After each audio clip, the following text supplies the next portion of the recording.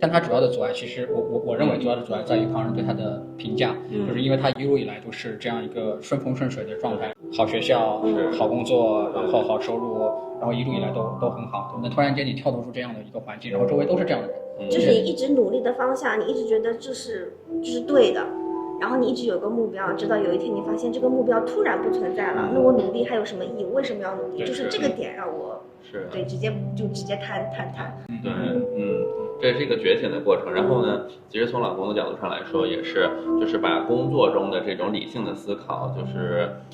做技术、做工程想要的这种理性逻辑的思考，其实没法说服别人的。特别是把一些这种 leadership principle 拿到家里，更不能做。对，那些东西是让人更有效率的一个东西，但作为一个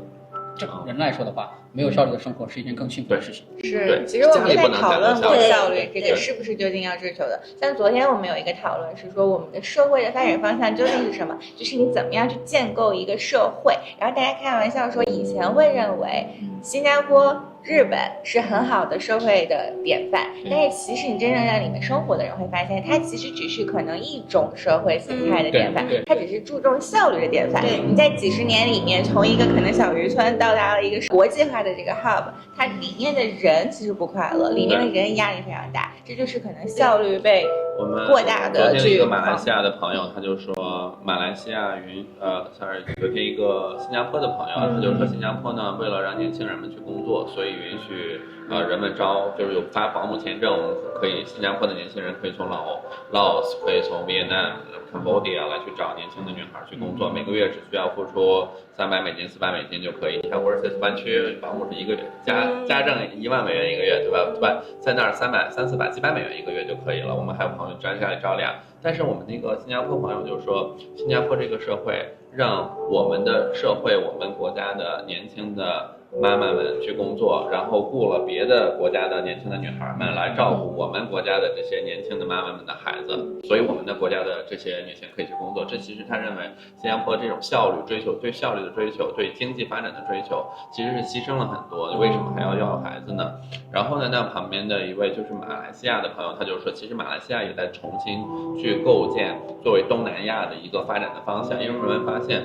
东南亚呢，其实它经济上可能不是特别发达，但它其实是个很富有的地方。富有体现的不是经济上的发展，富有我们说有8个维度，其中我个人认为非常有价值的这里的文化，spiritual culture， 然后这些 wisdom， 这些其实比起很多西方可能经济上更发达的地方来说，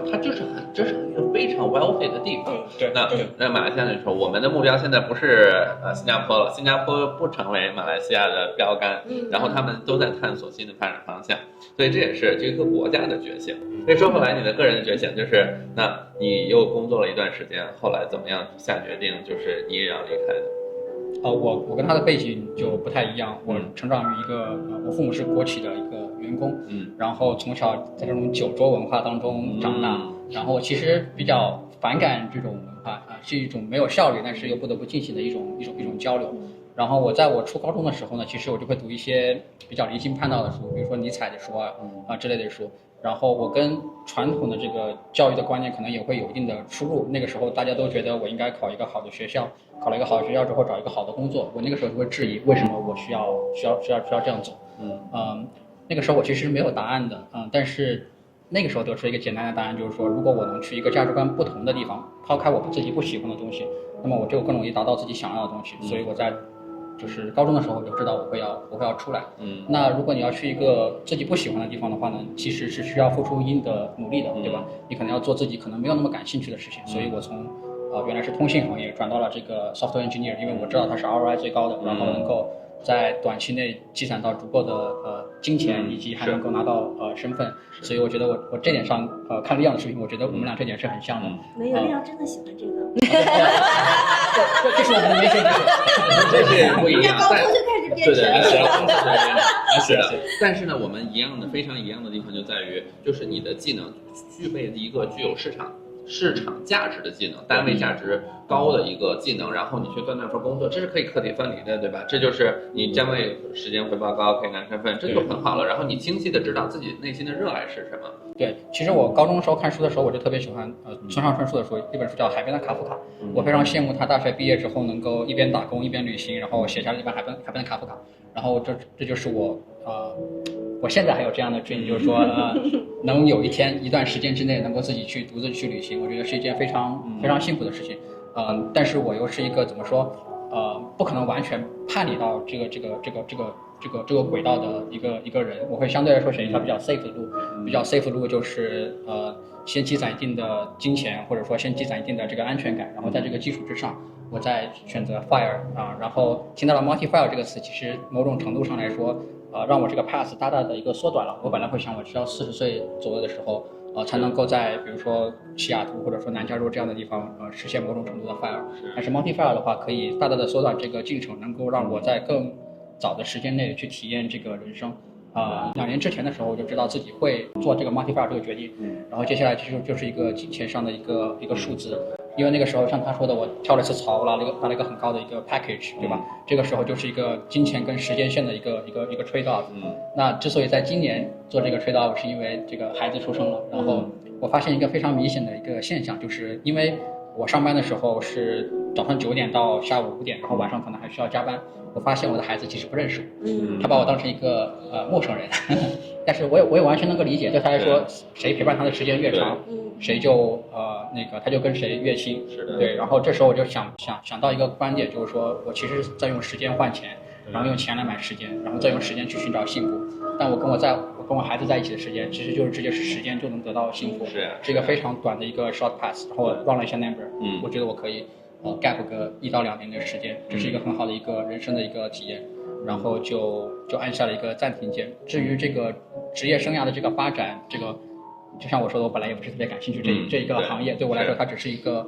ROI 比较高的一个工具。然后我认为之所以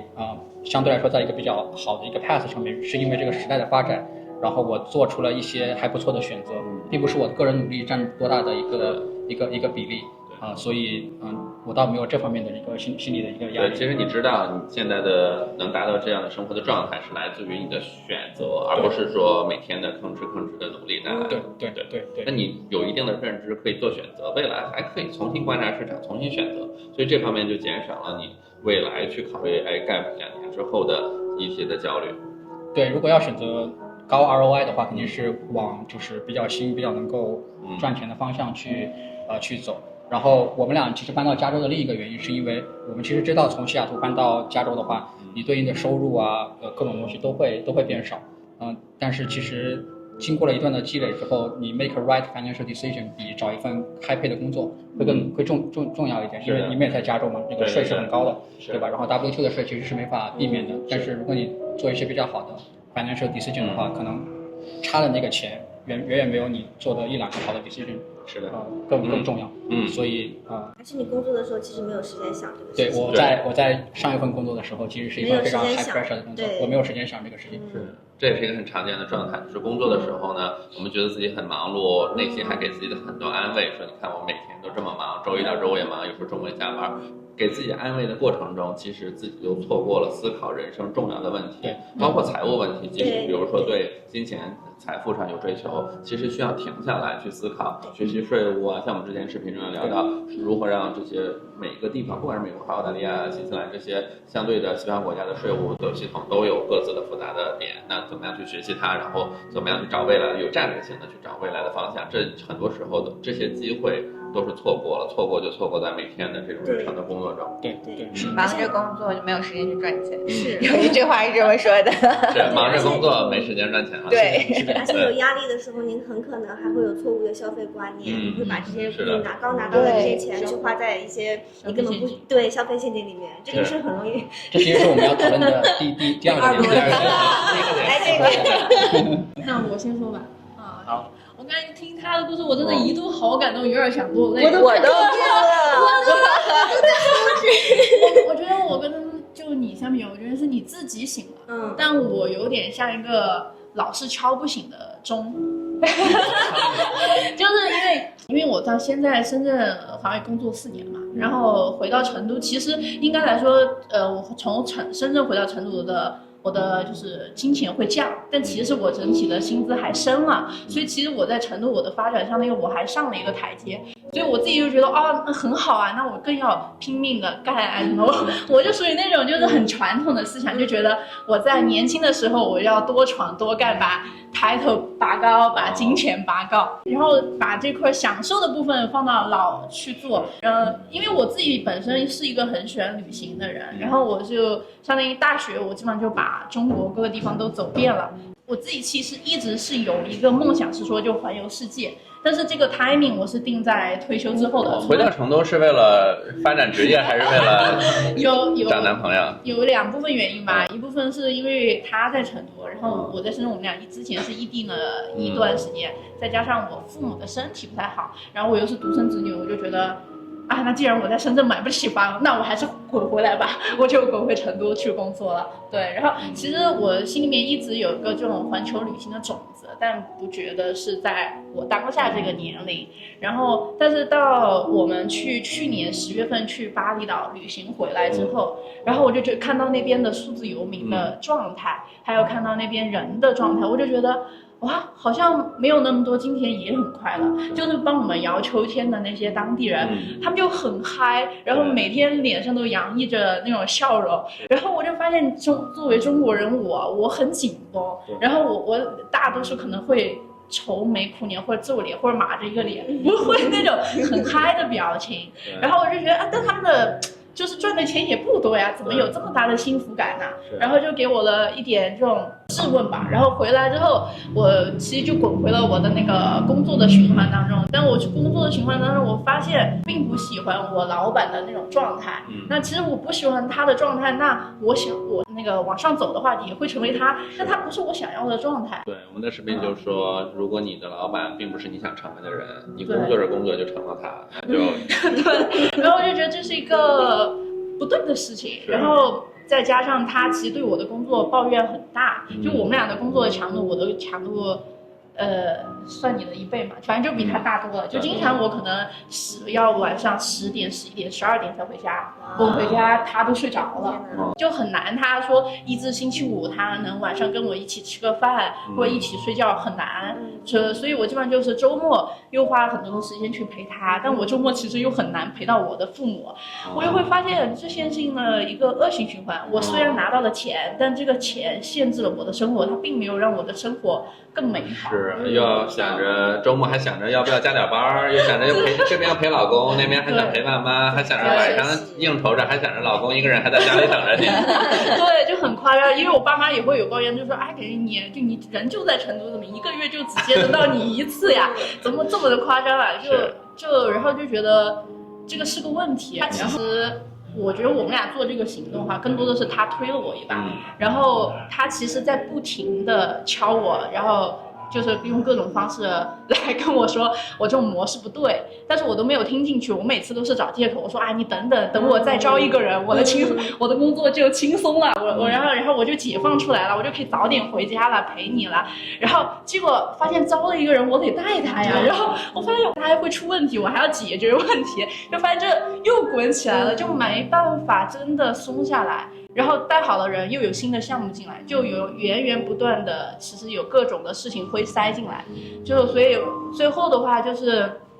我们决定就是今年4月份要结婚，然后结完婚的话，那因为他已经30多岁了，我也已经快临近30了，我们就觉得肯定宝宝会生，但是什么时间点生，其实我们还没有想好。然后，但以我现在这个工作状态，我觉得我肯定是生完宝宝我会得抑郁症。对，然后我就觉得而且我有点恐惧生小朋友这个事情，然后我就觉得不太行啊。那我们在什么时候生比较好呢？然后他就给了我一个期，他说那我们要不要就出去走两三年，然后回来再考虑生小朋友的事情，其实我们也可以试验一下我们到底是否真的适合走这条路。如果适合的话，其实我们也可以像他们一样把小朋友带在身边，小朋友的童年很重要，他们比我们赚多少钱都是可以随时在挣的，但小朋友的童年就是那个时间一去不复返的。然后我就觉得说的也对，然后我就开始很认真的思考这个事情，然后我们也差不多准备了半年，我也是个相对理性的人，我就列了，因为我是一个比较容易焦虑、想很多的人，我就把我所有的问题列下来了。然后我今天还回去翻了一下，大概列了8个问题，然后就列下来，然后我们俩一起找解决的方案、落地的方案。等把这所有的问题解决了、落地了，基本上就半年时间过去了。然后我们就我觉得这些问题我觉得都 OK 那我觉得那就可以开干了。然后我们后面就离职了，就出发了。对，所以还是很感谢我老公。我觉得如果不是他，我肯定不会在这个年龄去做这个决定，肯定是到50岁之后再去做这个决定。那这位老公是怎么先一步想到要开始走上这条路呢？